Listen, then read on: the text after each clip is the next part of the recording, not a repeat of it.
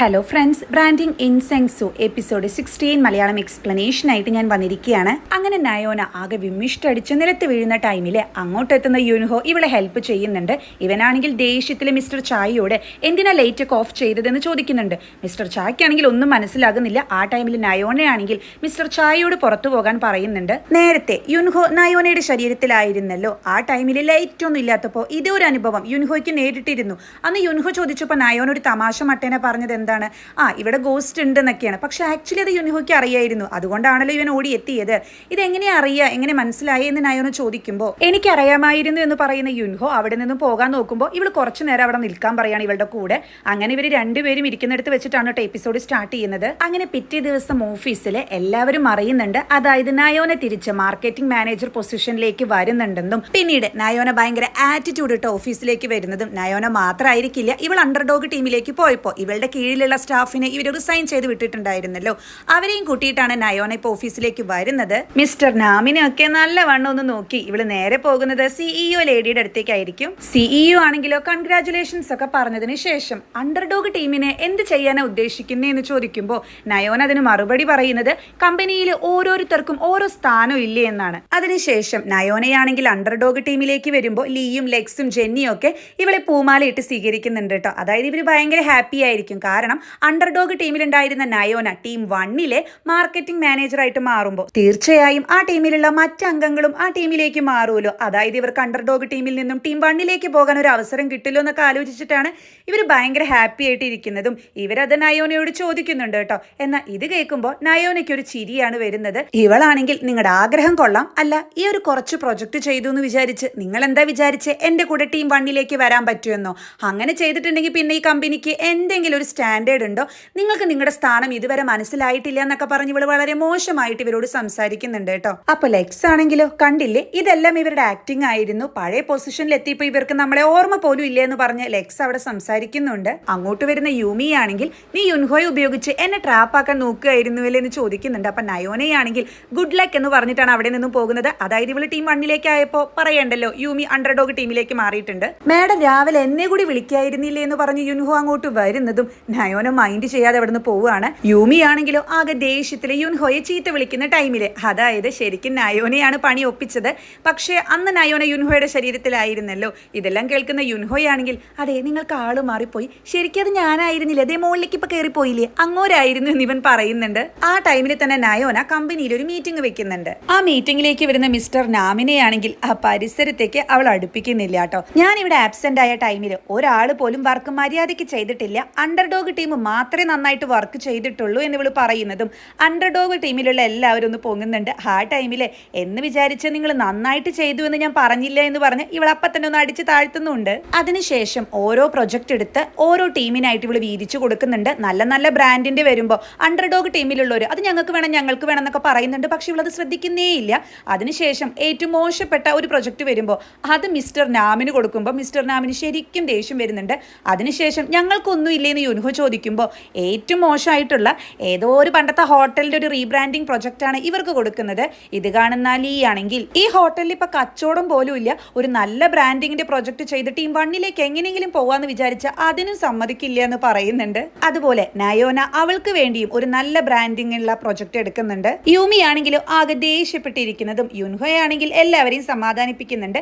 Madam ഒന്നും കാണാണ്ട് നമുക്ക് ഈ പ്രൊജക്ട് തരത്തില്ല എന്ന് പറഞ്ഞ് ഇത് കേൾക്കുന്ന നയോനയാണെങ്കിൽ ഞാൻ ഒന്നും കരുതിയിട്ടില്ല എന്ന് പറഞ്ഞ് അവിടെ നിന്നും കൂളായി പോകുന്നതും. എന്നാലും ഒരാൾക്ക് ഇത്രയൊക്കെ മാറാൻ പറ്റൂ എന്ന് ലെക്സ് അവിടെ ചോദിക്കുന്നുണ്ട്. യുൻഹോ ആണെങ്കിലോ ഈ പ്രൊജക്ട് എങ്ങനെയെങ്കിലും കംപ്ലീറ്റ് ആക്കണം എന്ന് പറയുമ്പോൾ ഇവന്റെ ഫ്രണ്ട്സ് ആണെങ്കിൽ ഈ ഹോട്ടലിനെ പറ്റി ഒരു ചെറിയ ഡിസ്ക്രിപ്ഷൻ അവിടെ കൊടുക്കുന്നുണ്ട്. ആ ഹോട്ടലിന്റെ റീബ്രാൻഡിങ് അത്ര എളുപ്പമായിരിക്കില്ല, കാരണം ഞങ്ങൾ ഓഫീസിലേക്ക് വരുമ്പോൾ ആ ഹോട്ടൽ കാണാറുണ്ട് 50 വർഷം പഴക്കമുള്ളതാ, എപ്പോൾ വേണമെങ്കിലും പൊട്ടി വീഴാന്നുള്ള സാധ്യതയുള്ള ഹോട്ടലാണ്. അത് മാത്രമല്ല അവിടെ അനാശ്വാസ പ്രവർത്തനങ്ങൾ വരെ നടക്കുന്നുണ്ട്, അതും സ്കൂൾ കുട്ടികളൊക്കെ അങ്ങോട്ട് പോകുന്നുണ്ടെന്ന് പറയുമ്പോൾ യുൻഹോ ശരിക്കും ചൂടാകുന്നുണ്ട്.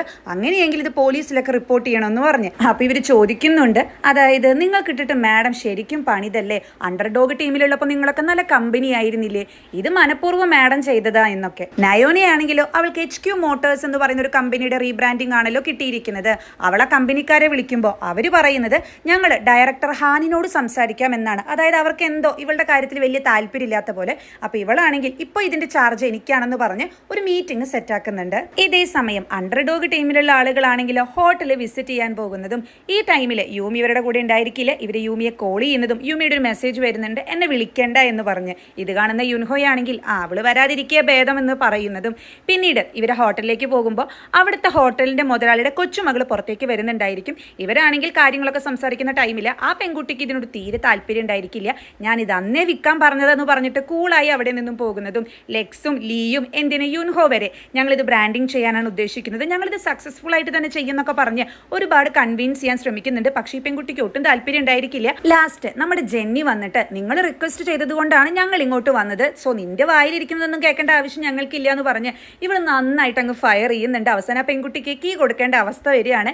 ഇത് കാണുന്ന ലെക്സ് ആണെങ്കിൽ ചില സമയത്ത് ജെന്നിയെ കൊണ്ട് ഉപകാരം ഉണ്ടെന്നൊരു കമന്റ് ചെയ്യുന്നുണ്ട്. അങ്ങനെ ഇവർ അകത്തേക്ക് കയറുന്നതും അവിടുത്തെ ഒരു അറ്റ്മോസ്ഫിയർ കണ്ടിട്ട് ഇവർ ശരിക്കും പേടിക്കുന്നുണ്ട്. ഇവരാണെങ്കിലോ യുൻഹോയാണ് ഫസ്റ്റ് നടത്തുന്നത്. അങ്ങനെ ഒരു പോകുന്ന ടൈമിൽ ക്ലോക്ക് ബെല്ലടിക്കുമ്പോഴും അതുപോലെ ചുമരിൽ കുറച്ച് ചിത്രങ്ങളൊക്കെ വരച്ചിട്ടുണ്ട് കേട്ടോ. അപ്പൊ കറണ്ട് ഇല്ലാത്തത് കൊണ്ട് ഇവർ ടോർച്ച് ലൈറ്റിലാണ് പോകുന്നത്. ഇതൊക്കെ കണ്ടിവർ ഞെട്ടുന്നുണ്ട്. അതിനുശേഷം ഇതെന്താ ഒരു റൂമിന്റെ വാതിൽ മാത്രം തുറന്നിട്ടിരിക്കുന്നെന്ന് പറഞ്ഞ് അവർ ആ റൂമിൽ കയറുന്നതും അവിടെ ഒരു കോക്രോച്ചിനെ കണ്ടിട്ട് നമ്മുടെ ജെന്നി അങ്ങാകെ ചീറുന്നുണ്ട്. നീ ആ കോക്രോച്ചിനെ വരെ പേടിപ്പിച്ചല്ലോ എന്നാണ് അപ്പോൾ ഈ പറയുന്നത്. അങ്ങനെ ഇവർ തിരിഞ്ഞു നോക്കുമ്പോഴോ അവിടെ ഒരു ലേഡി ക്യാൻഡിലും പിടിച്ചു നിൽക്കുന്നത് കണ്ട് എല്ലാവരും പേടിക്കുന്നുണ്ട്. ലീയുടെ ബോധം അപ്പം തന്നെ പോകുന്നുണ്ട്. ആക്ച്വലി അത് ആ ഹോട്ടലിന്റെ ഓണർ ആയിരിക്കും കേട്ടോ. പിന്നീട് ഈ ലേഡിയോട് യുൻഹോ ചോദിക്കുന്നുണ്ട്, നിങ്ങളാണല്ലേ ഈ ഹോട്ടൽ ചേഞ്ച് ചെയ്യണമെന്ന് പറഞ്ഞിട്ട് ഞങ്ങളുടെ ഏജൻസിക്ക് റിക്വസ്റ്റ് കൊടുത്തത് എന്ന്. അപ്പോൾ ഈ ലേഡി ആണെങ്കിലോ എനിക്ക് ഈ ഹോട്ടലിൽ ചേഞ്ച് ചെയ്യേണ്ട എന്ന് പറയുമ്പോൾ ലെക്സ് പറയുന്നുണ്ട്, ഞങ്ങളിത് അടിപൊളിയായിട്ട് ചേഞ്ച് ചെയ്ത് തരാം, ഒട്ടും പേടിക്കേണ്ട എന്നൊക്കെ. എനിക്ക് ഈ ഹോട്ടലിൽ ചേഞ്ച് ചെയ്യാൻ താല്പര്യമില്ല എന്നല്ലേ പറഞ്ഞെന്ന് പറഞ്ഞ് ലേഡി ചൂടാകുമ്പോൾ പിന്നെ നിങ്ങൾ എന്തിനാ റിക്വസ്റ്റ് കൊടുത്തതെന്ന് അവിടെ ലീ ചോദിക്കുന്നുണ്ട്.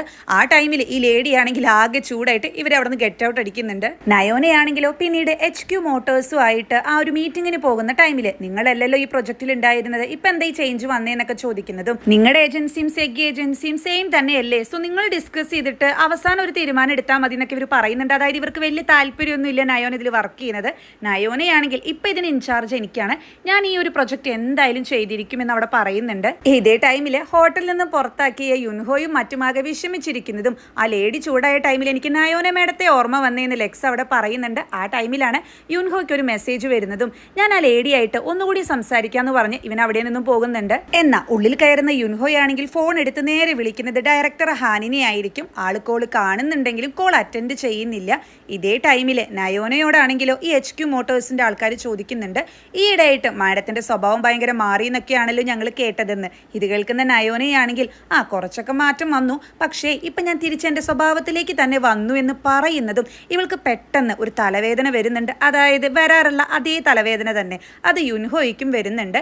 അതായത് ഇവർ രണ്ടുപേരും കാണാറുള്ള ഒരു ഡ്രീം, അമ്പലത്തിൽ മണി കിളിങ്ങുന്നതും അതുപോലെ ഒരു മെഴുകുതിരി അണയുന്നതൊക്കെയാണ് അവർ കാണുന്നത്. യുൻഹോയുടെ അടുത്തേക്ക് വരുന്ന ലെക്സ് ആണെങ്കിൽ ഇവനിങ്ങനെ നിൽക്കുന്നത് കണ്ട് ടെൻഷൻ അടിക്കുന്നുണ്ട്. അതായത് കുറെ നേരമായാലും അകത്തേക്ക് വന്നിട്ട് ആ പെണ്ണും പിള്ള എങ്ങാനും പിടിച്ച് നിന്നെ തിന്നു എന്ന് അറിയാൻ അകത്തേക്ക് വന്നതെന്ന് ലെക്സ് പറയുന്നതും പെട്ടെന്നാണ് യുൻഹോ ആ സത്യം തിരിച്ചറിയുന്നത്. അതായത് വീണ്ടും ഇവരുടെ ആത്മാക്കളെ ചേഞ്ച് ചെയ്തിരിക്കുകയാണ്. അതായത് ഇപ്പൊ ഇവിടെ ഉള്ളത് യുൻഹോയുടെ ശരീരത്തിലെ നയോനയാണ്. അത് തൊട്ടു മുന്നിലുള്ള കണ്ണാടി നോക്കി ഉറപ്പുവരുത്തുന്നതും വീണ്ടും ഞങ്ങൾ മാറിയോ എന്നിവൻ പറയുന്നുണ്ട്.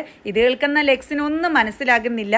ഇവളാണെങ്കിൽ പുറത്തേക്ക് വരുന്നതും ഇത് എന്താ ഇടയ്ക്കിടയ്ക്ക് ഇങ്ങനെ സംഭവിക്കുന്നത് ഒന്നും മനസ്സിലാവുന്നില്ലല്ലോ എന്ന് സ്വയം പിറുപിറുക്കുന്നുണ്ട്. അതിനുശേഷം ഇവരോട് വീട്ടിലേക്ക് പോകാൻ പറയുമ്പോൾ അത് കൊള്ളാം, നീ തന്നെയല്ലേ ഇതിന്ന് തീർക്കണം എന്ന് പറഞ്ഞത്, നിനക്ക് തോന്നുമ്പോൾ തോന്നിയതുപോലെ പറയുകയാണെന്ന് പറഞ്ഞ് ലീ അവിടെ ചൂടാകുന്നുണ്ട്. ഇവനാണെങ്കിൽ ദേഷ്യത്തില് ഇന്നിനി ഒരു വർക്കും ഇല്ല എന്ന് പറഞ്ഞ് ചൂടാകുന്ന ടൈമിൽ ഇവർ അവിടെ നിന്ന് വേഗം എസ്കേപ്പ് അടിക്കുന്നുണ്ട് കേട്ടോ.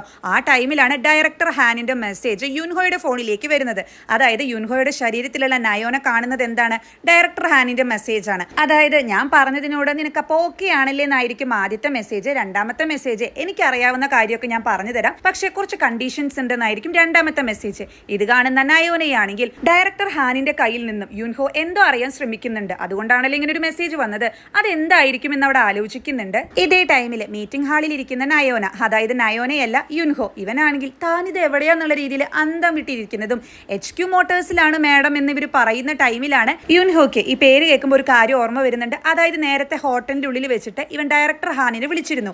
അപ്പൊ ഡയറക്ടർ ഹാന് പറയുന്നത് കണ്ടീഷൻസ് എന്താണെന്ന് ഞാൻ പിന്നെ പറഞ്ഞു തരാം, അപ്പൊ തൽക്കാലം ചെയ്യേണ്ടത് നയോനയ്ക്ക് HQ മോട്ടോഴ്സിന്റെ ഒരു പ്രൊജക്ട് കിട്ടിയിട്ടുണ്ട്, അതെങ്ങനെയെങ്കിലും അവളെ കൊണ്ട് ക്യാൻസൽ ചെയ്യിപ്പിക്കണം എന്നായിരിക്കും.